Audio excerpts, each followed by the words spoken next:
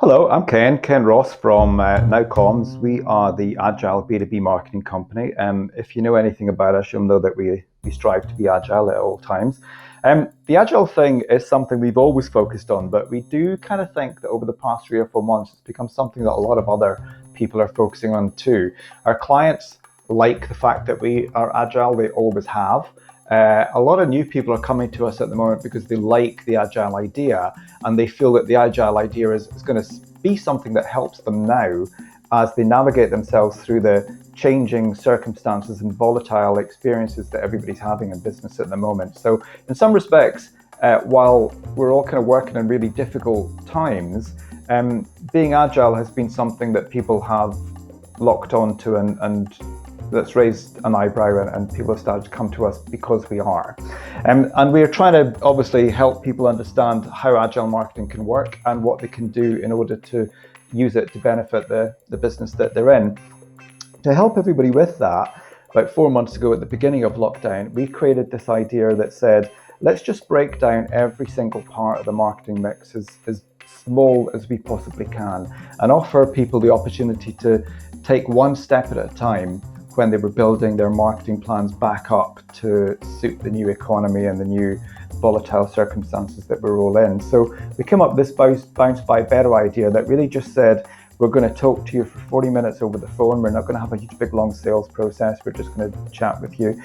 Over that call, we're going to work out what we can do for you and work out what the most important thing is that you need done in the current circumstances. And then we're going to scope out a project that delivers to that, which will take no longer than 5 days. And we capped all of the effort into 5 days because it was a very volatile situation, and it still is, and we don't see this changing for some time. But unless we can be so focused to do this, we're not confident we're always going to be making the right moves for the clients that come to us. So that's really how we came to the idea of working in this small baby chunk type of way. And then when we had those calls, we started by asking a simple question. We asked, what does your business need most to create new opportunities right now?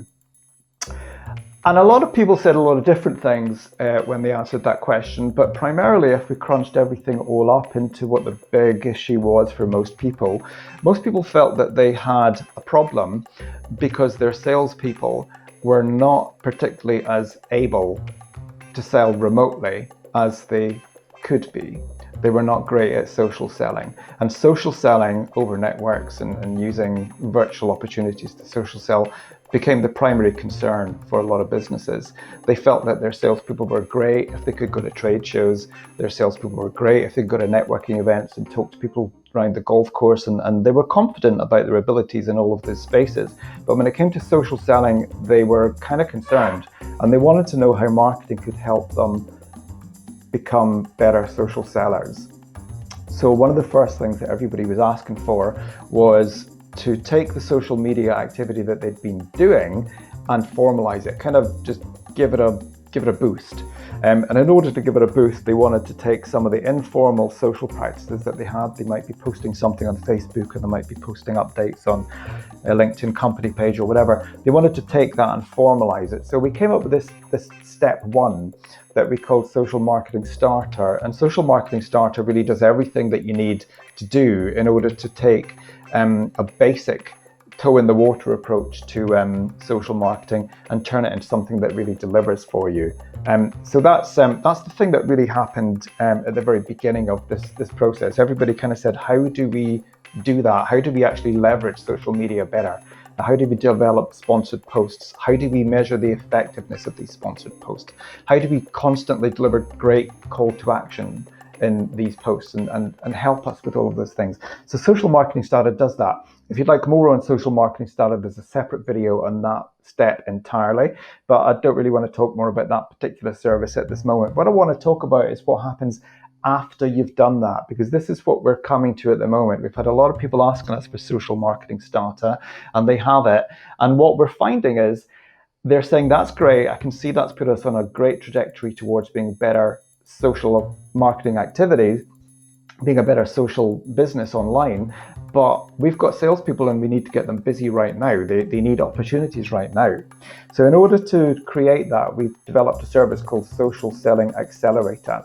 And Social Selling Accelerator really just takes some of the best prospects within the marketing universe that we create for you in the first service, and we ask the salespeople to cherry pick from that and say, if you could work and connect with maybe 700 of these people or 1,000 of these people, what would you want these people to look like? Who would you want them to be?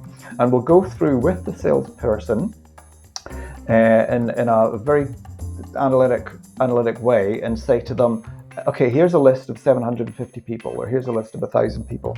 Can you say that these people would be great to connect with? Can you see that these people would be great customers for you? And if the answer is yes, then we have the list that we need to power the accelerator. Once the accelerator is in place, we're going to be taking the communication opportunities in LinkedIn or Facebook or whichever network your social seller wants to leverage. And we're going to be giving them all the help and support that they need in order to actually connect with these new prospects and bring them into the sales funnel. When we do that, we normally get a 25% response rate. So suddenly, if you've got a potential list of 1,000, you're going to find yourself as a new social seller with about 250 new people that you can talk to. So that's the social selling accelerator, and that will keep the salespeople active and seeking and selling in the current circumstance, which we're kind of that's like the secret sauce that we've created in this journey over the past couple of months, I suppose. We don't know anyone else that's doing that. Once your social sellers have got new prospects, they are going to need some nurturing down the pipeline, and that's how we use the social marketing automation setup. That's the third service that we've put together in order to create what we call a 360 universe of social marketing activity. And each of these steps have got separate videos attached to them as well. So if you're more interested in a particular part of this, then you can look at the video that's dedicated to that thing. But when we have all those things put together and when all these steps are taken, we've got what we think we're calling it a 360 social marketing approach. And what it's going to do is basically bring in new prospects at the top of the funnel, and it's going to do that through LinkedIn advertising. And the target audience for that is normally 18 to 20,000 people. 18 to 20,000 people will become educated about your product through some of the things that we do in step one. Through the things that we do in step two, we're going to develop a very, very particular leads list for your salespeople. And that salesperson is going to work with us to say, this person here, Joe Blogs at IBM, Sam Smith at some other company. These are the people I want to talk to. They'll be named and they'll be profiled, and the salesperson is absolutely clear on the people that we're going to talk to for that salesperson. They'll probably come up with a list using some of the resources that we'll help them with of about 1,000 people. And these 1,000 people will be invited to connect with the salesperson through the LinkedIn processes that we put together. And when we do that, out of the 1,000 odd people that you might choose, you're going to get something like a 22% rate of success. This is not a made up number. This is a campaign that we're running at the minute. It's not a particularly good result. 22 is slightly below average. I'd say from memory, it's closer to 25%. Recently, we've had a 48% conversion rate on this, which was great. And that, we'd work out exactly why that is. But generally, you're going to get a whole bunch of new people into the funnel using that process. And that's going to leave the salesperson with around about, in this case, exactly 233 new people to work with. So that gets the salesperson in a place where, even if they're not traditional social sellers, they have to do something. They have to work out what I'm going to do with those people.